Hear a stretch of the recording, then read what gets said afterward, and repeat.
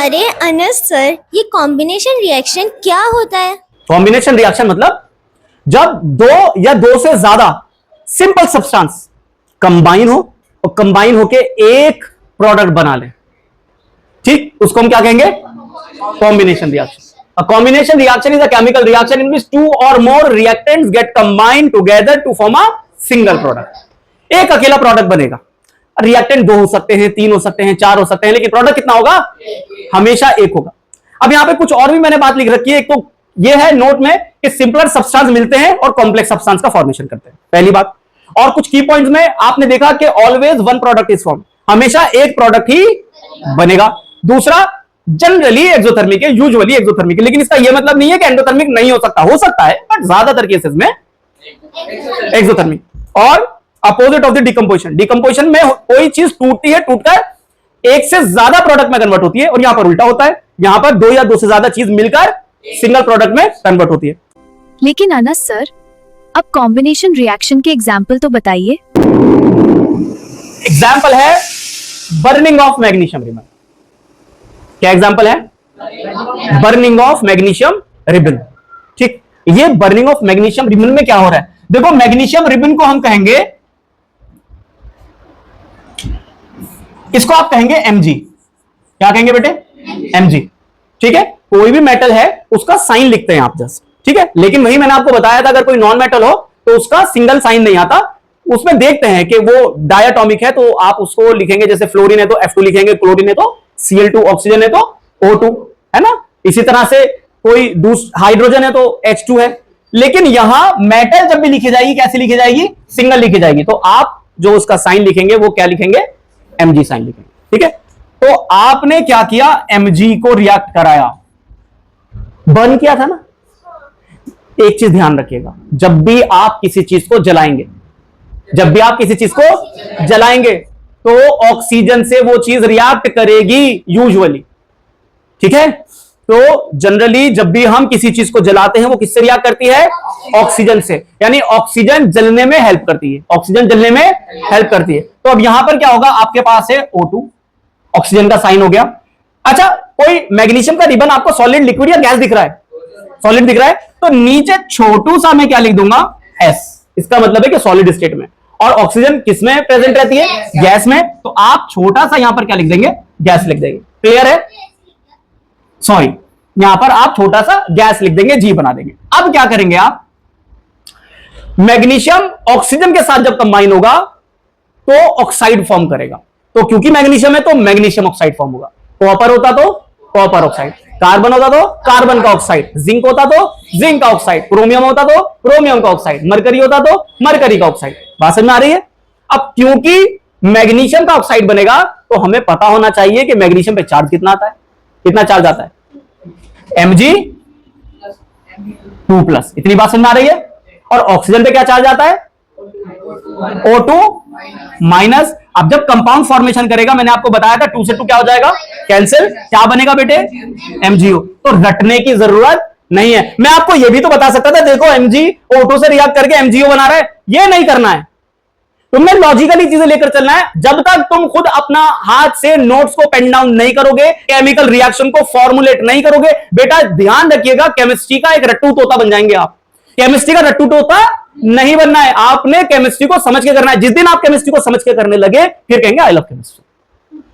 बात समझ में आ रही है बात? ठीक, तो आपने यहां पर क्या देखना है? आपने Mg से रिएक्ट कराया ऑक्सीजन को, क्या बनेगा? आपने खुद निकाला MgO, तो आपने बना दिया Mg. बात समझ में आ रही है? अब हमने दूसरा रूल क्या करना है? ये तुम केमिकल इक्वेशन मैंने लिख लिया. दूसरा रूल क्या है?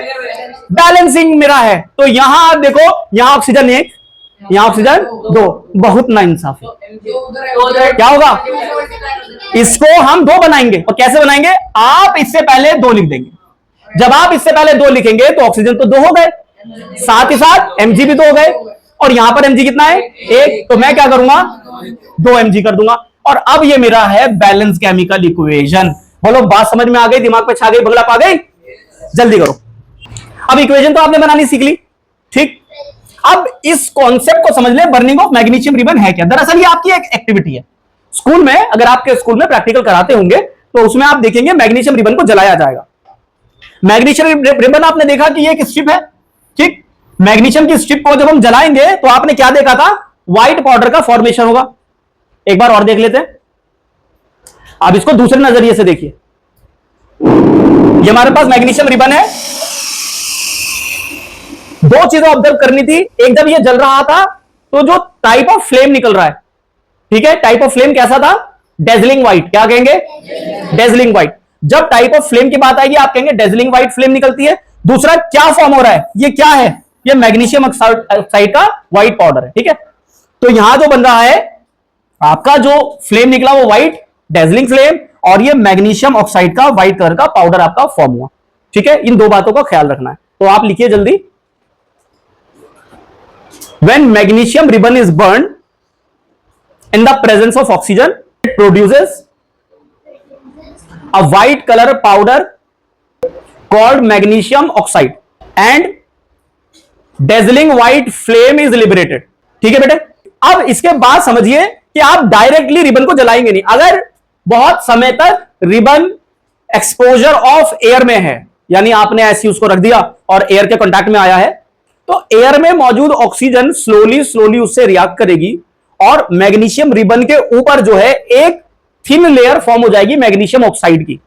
जरूरी नहीं जलाने से ही रिएक्ट करे, एयर में मौजूद ऑक्सीजन अगर आपकी मैग्नीशियम रिबन ऐसे ही पड़ी हुई है तब भी रिएक्ट कर जाएगी। स्लो रिएक्शन है, लेकिन वक्त के साथ साथ उस मैग्नीशियम रिबन पर क्या आ जाएगा बेटा, एक थिन लेयर आ जाएगा मैग्नीशियम ऑक्साइड का। तो जब आप जलाने जाएंगे वो इजीली जलेगा नहीं।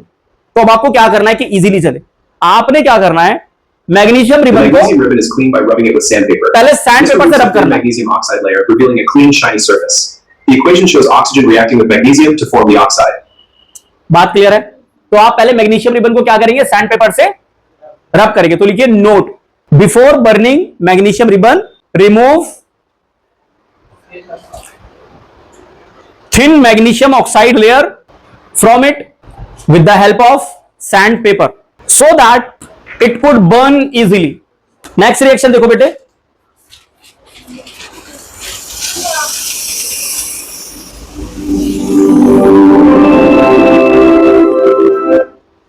यहां हमने क्या किया, यहां हमने कॉपर की स्ट्रिप को हीट किया। कॉपर बर्न नहीं होता। देखो पिछला जो टर्म था मैं क्या कह रहा था, बर्न, लेकिन इस केस में कॉपर बर्न नहीं होगा। बर्न का मतलब ये होगा, बर्न का मतलब कोई चीज जलते हुए फ्लेम निकाले, उसको बर्निंग कहेंगे।